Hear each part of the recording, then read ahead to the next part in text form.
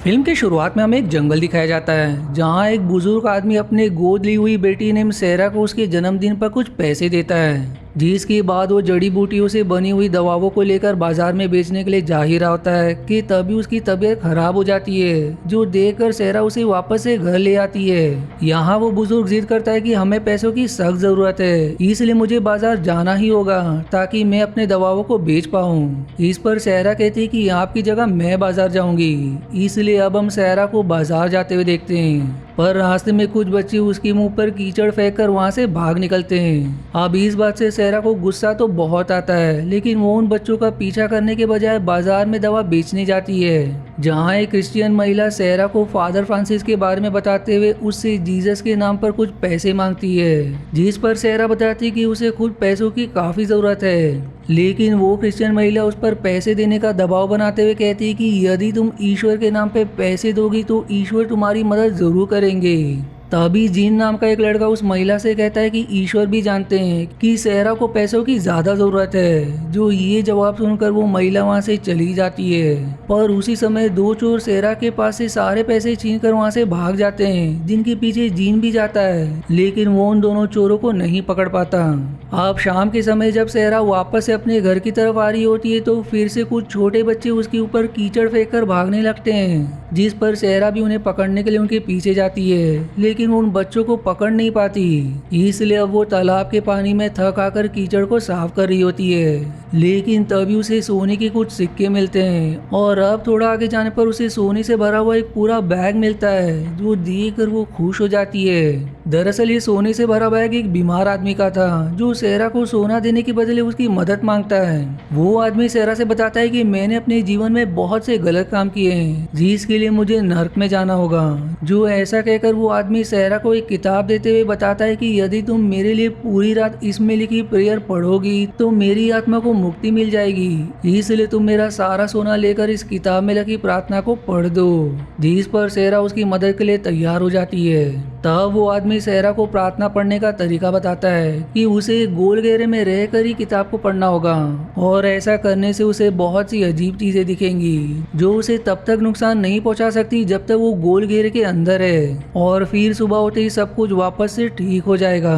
जिसके बाद वो सेरा को चेतावनी भी देता है कि इस किताब में लिखी बाकी चीजों को बिल्कुल मत पढ़ना, जिसके बाद ही उस अनजान आदमी की मृत्यु हो जाती है। तब सेरा उसकी लाश को जमीन में दफन करके एक गोल घेरा बनाती है, जिसमें बैठकर वो उस किताब को पढ़ने लगती है। उसके अब ऐसा करते ही कुछ शैतान वहाँ आ जाते हैं, जबकि दूसरी तरफ सेरा के पिता भी उसे ढूंढते हुए उस जगह तक पहुँच जाते हैं जहाँ उन्हें सेरा किताब पढ़ते हुए नजर आती है। पर उसके पिता गोल घेरे के बाहर थे, इसलिए कुछ शैतान उन्हें जान से मार देते हैं, जो देखकर सेरा को बहुत दुख होता है। इसलिए अब वो भागकर अपने पिता के पास आती है, जहाँ अब एक शैतान सेरा पर भी हमला कर देता है। तब उस शैतान से बचने के लिए वो वापस से उस गोल घेरे में जाकर किताब पढ़ना शुरू कर देती है। फिर अगली सुबह होते ही सारे शैतान गायब हो जाते हैं, और अगले सीन में हम सेरा के पिता के अंतिम संस्कार को देखते हैं, जहाँ जीन भी आया होता है। वो सेरा को इस दुख की घड़ी में हिम्मत देते हुए बताता है कि मैं बहुत जल्द दूसरे शहर जाने वाला हूँ, जहाँ मैं तुम्हें बहुत सारा पैसा कमाकर दुनिया घुमाऊंगा।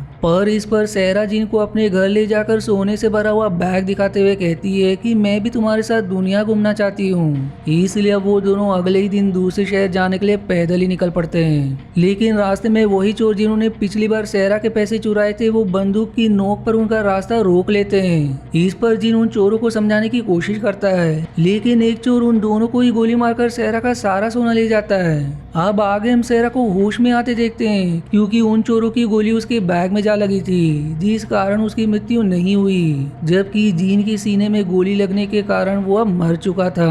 अब ये सीन यहीं कट होकर वापस से जंगल की तरफ मुड़ता है, जहाँ फिर से वो छोटे बच्चे सेरा को परेशान करते हैं, लेकिन वो इसके लिए अब पूरी तरह तैयार थी। इसलिए वो एक बच्ची के सिर पर वार करके उसे अपने घर ले आती है, जहाँ हम देख पाते हैं कि उसने उस बच्ची का हाथ पैर बांधकर उसके ऊपर किसी तरह का रिचुअल करने की तैयारी कर ली है, क्योंकि सेरा के पास अब भी वो किताब है जिसे उस बीमार आदमी ने दिया था।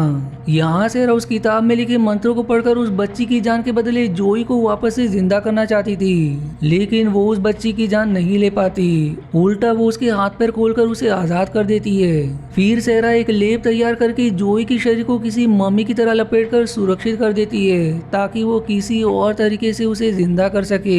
दूसरी तरफ हम फ्रांसिस को देखते हैं, जो गांव के लोगों को उस छोटी बच्ची की कहानी बताते हुए कहता है कि सेरा ने इस बच्ची को मारने की कोशिश की है, लेकिन ये बहादुर बच्ची उसके चंगुल से छूटकर अपने माता पिता के पास आ गई।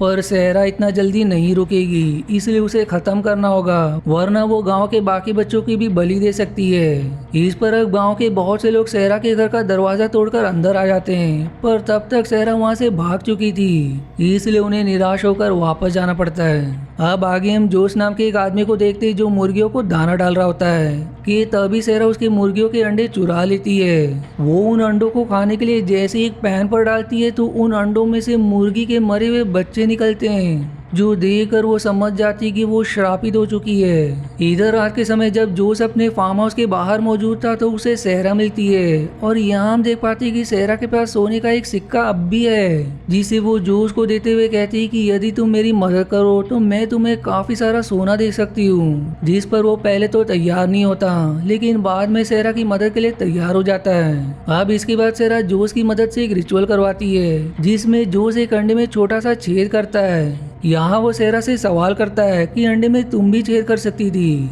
जिस पर सेहरा कहती कि मैं श्रापित हूँ, इसलिए तुम्हें इस रिचुअल को पूरा करना होगा। जो कहकर वो एक छोटे कागज पर अपना खून लगाकर उस अंडे में डालने के लिए देती है, पर उसी समय एक मुर्गी जोश पर हमला कर देती है, जिस कारण जोश का खून भी उस कागज पर लग जाता है, और अब जोश के खून के साथ ये रिचुअल पूरा हो जाता है। फिर सेहरा वापस से जंगल में जाकर उस बीमार आदमी की लाश को बाहर निकालती है, जिसके बाद वो उस किताब में लिखे मंत्र को पढ़कर कोई रिचुअल करती है, जिसके लिए वो उस आदमी के सिर को उसके शरीर से अलग करके उसकी दोनों आंखों में कागज के टुकड़े लगाकर शैतान से विनती करती है कि जिन लोगों ने इस आदमी के सोने को मुझसे चुराया है उन्हें सजा दी जाए। जो अब ऐसा कहकर उस आदमी के सिर को वापस से जमीन में दबा देती है। अब यहाँ से सीन शिफ्ट होकर एक नाइट क्लब की तरफ मुड़ती है, जहाँ हम उसी चोर को देखते जिसने जोई को गोली मारकर सेहरा से उसका सोना चुराया था।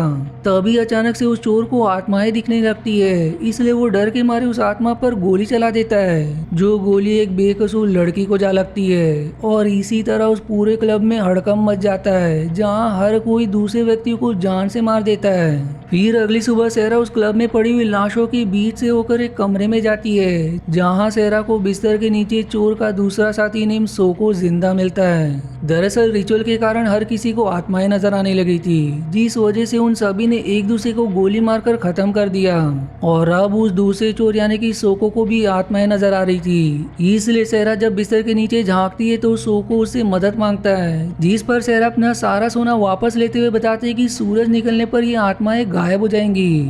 अब आगे हम वापस से सोको को सेहरा के पास देखते हैं, क्योंकि उसे अब भी वो आत्माएं दिखाई दे रही थी, इसलिए वो विनती करते हुए सेहरा से मदद मांगता है, जो देखकर सेहरा को उस पर दया आ जाती है। तब सेहरा उसे लेकर एक जगह पर जाती है, जहां उसने रिचुअल करके उस बीमार आदमी के सिर को दफन किया था, लेकिन वहां उसका सिर नहीं होता, क्योंकि पिछली रात एक कुत्ते ने जमीन में खोदकर उस आदमी के सिर को बाहर निकाल लिया था।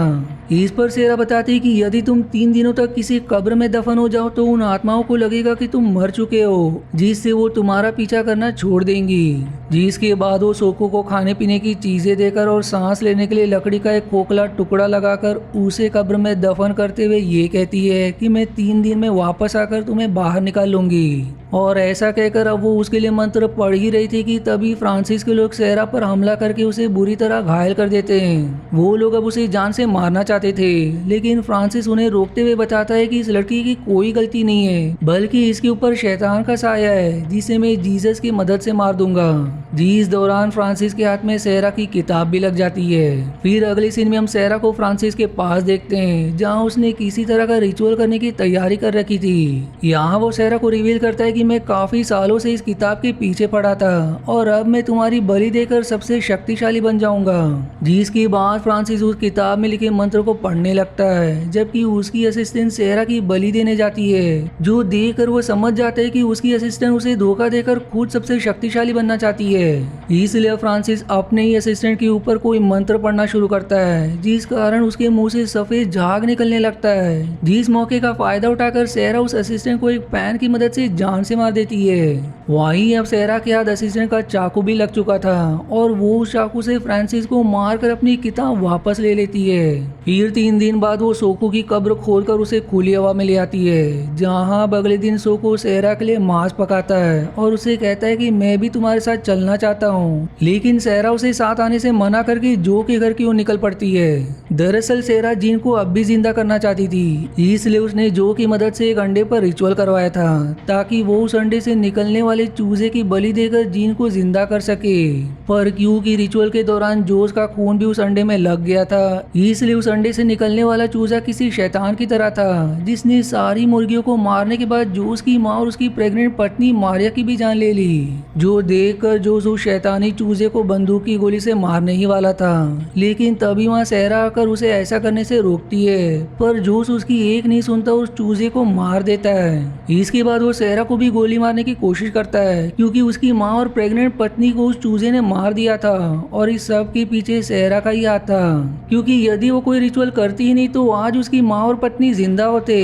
अब इससे पहले कि वो सेरा को गोली मारता, उसे मारिया के पेट में कुछ हलचल होते ही दिखाई देता है, जिसका मतलब ये है कि उसका बच्चा जिंदा है। इस पर अब सेरा तुरंत ही मारिया का पेट फाड़कर उस बच्चे को बाहर निकालती है, लेकिन वो बच्चा भी शैतान की तरह ही था। यानी कि उस रिचुअल के कारण ना सिर्फ अंडे में से शैतानी चूजा निकला, बल्कि मारिया का बच्चा भी शैतान बन गया। जो देखकर जो सेरा से कहता है कि वो इस बच्चे को ले जाए।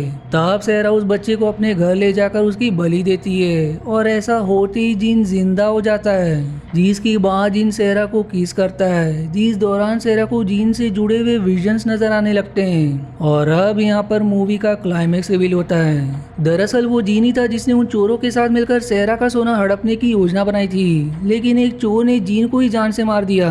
इधर जीन सेरा को मारने ही वाला था कि तभी सोको जीन के चेहरे पर कुल्हाड़ी से वार करके उसे बुरी तरह घायल कर देता है, लेकिन जीन को कोई फर्क नहीं पड़ता, क्योंकि फिर से जिंदा होने की वजह से उसके अंदर शैतानी शक्ति आ गई थी और अब वो सोको को ही मारने लगता है। जिस पर अब सेरा उस किताब में लिखे हुए मंत्र को पढ़कर शैतान को पृथ्वी पर बुला लेती है, जो आते ही जीन के शरीर के टुकड़े करके वहां से भाग निकलता है। अब मूवी के आखिरी सीन में हम सेरा को कुछ लोगों के पास देखते हैं, जहां जोस भी होता है, जबकि बाहर की दुनिया पूरी तरह से नर्क बन चुकी थी। और ऐसा इसलिए हुआ था क्योंकि सेरा ने पृथ्वी पर शैतान को बुला लिया था और अब सिर्फ वही थी जो किताब की मदद से उस शैतान को वापस से नर्क में भेज सकती है। इसी सस्पेंस के साथ ये मूवी यहीं समाप्त हो जाती है।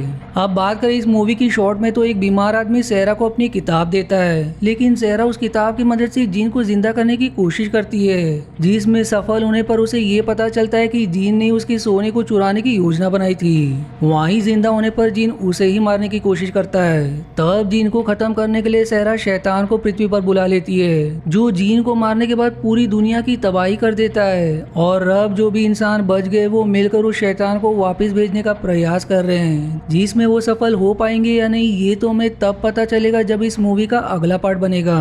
और अगर आपको इसके अगले पार्ट का एक्सप्लेनेशन चाहिए तो मुझे कमेंट में जरूर बताएं। तब तक के लिए धन्यवाद दोस्तों। आशा है आपको मेरी एक्सप्लेनेशन पसंद आई। यदि हाँ तो प्लीज वीडियो को लाइक करना और चैनल को सब्सक्राइब करके सपोर्ट करना ना भूलें। मिलते हैं अगले एक्सप्लेनेशन वीडियो में, तब तक के लिए धन्यवाद दोस्तों।